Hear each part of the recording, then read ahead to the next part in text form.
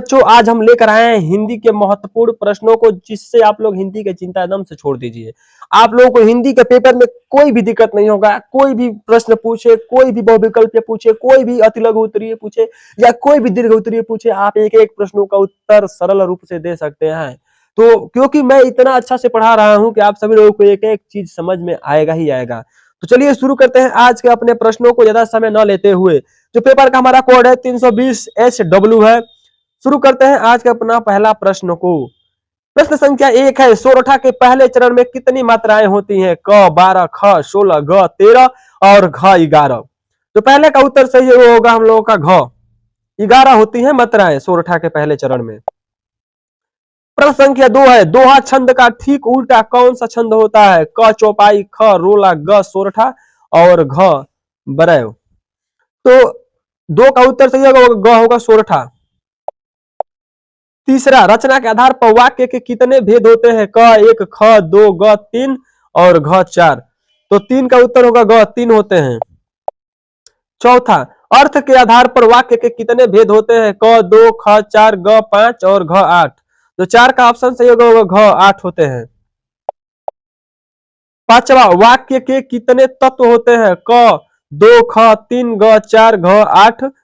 तो 5 का ऑप्शन सही होगा ख, 3 होते हैं। प्रश्न संख्या 6, वाच्य कितने प्रकार का होता है? क 2, ख 3, ग 4 और घ 8। जो 6 का उत्तर सही है वो है ख, 3। सातवां, तुमसे सोया नहीं जा सकता वाक्य में वाच्य है? क कर्तवाच्य, ख कर्मवाच्य, ग भाववाच्य और घ इनमें से कोई नहीं। जो 7 का ऑप्शन सही है वो है ग, भाववाच्य। आठवां, महात्मा बुद्ध ने विश्व को शांति का संदेश दिया, इस वाक्य में कौन सा वाच्य होगा? क कर्तवाच्य, ख कर्मवाच्य, ग भाववाच्य और घ इनमें से कोई नहीं। जो 8 का ऑप्शन सही है वो है क, कर्तवाच्य। प्रश्न संख्या 9, पुस्तक पढ़ी गई वाक्य में वाच्य होगा? क कर्तवाच्य, ख कर्मवाच्य, ग भाववाच्य और घ इनमें से कोई नहीं। जो 9 का ऑप्शन सही होगा वो ख, कर्मवाच्य। प्रश्न संख्या 10, विकारी पद नहीं है? क गाय, ख सभा और ग प्रतिदिन और घ रमेश। जो 10 का प्रश्न संख्या है ऑप्शन सही होगा वो होगा ग, प्रतिदिन। 11, निम्न में से अविकारी शब्द है? क इंद्र, ख गाय, ग यथासंभव और घ आप। जो 11 का ऑप्शन सही है वो है ग, यथासंभव। 12, निम्नलिखित में से सर्वनाम है? क कला, ख छोड़ा, ग वह और घ लड़का। जो 12 का ऑप्शन सही है वो है ग, वह। 13, अपव्यय में उपसर्ग होगा? क उप, ख अ, ग अप और घ आ। जो 13 का ऑप्शन सही है वो है ग, अप। 14, पर्यावरण शब्द में उपसर्ग है? क पर्या, ख वर्ण, ग परि और घ परि। तो 14 का ऑप्शन सही है वो है हम लोगों का घ, परि। 15वां, आगमन शब्द में उपसर्ग है? क आ, ख अक, ग मान और घ अ। जो 15 का ऑप्शन सही है वो है क, आ। 16, निर्दय शब्द में प्रयुक्त उपसर्ग है?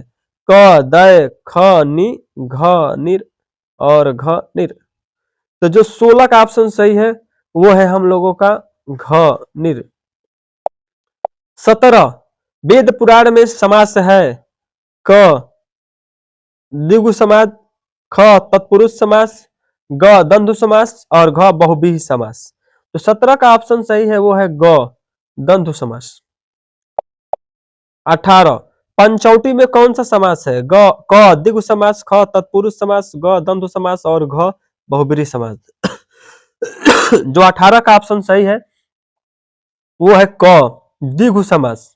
प्रश्न संख्या 19, नील कमल में समास है? क द्विगु समास, ख कर्मधारय समास, ग हुंस समास और घ बहुव्रीहि समास। तो जो 19 का ऑप्शन सही है वो है हम लोगों का ख, कर्मधारय समास। 20वां, नीलकंठ में समास है? क द्विगु समास, ख कर्मधारय समास, ग द्वंद्व समास और घ बहुव्रीहि समास। जो 20 का ऑप्शन सही है वो है घ बहुव्रीहि समास।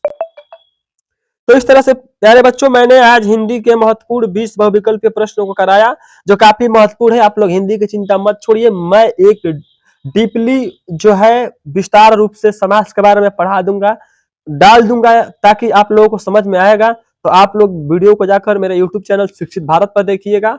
एक एक चीजों का ट्रिक लेकर मैं आऊंगा, ताकि आप लोगों को किसी प्रकार का दिक्कत ना हो पेपर में। चलिए तब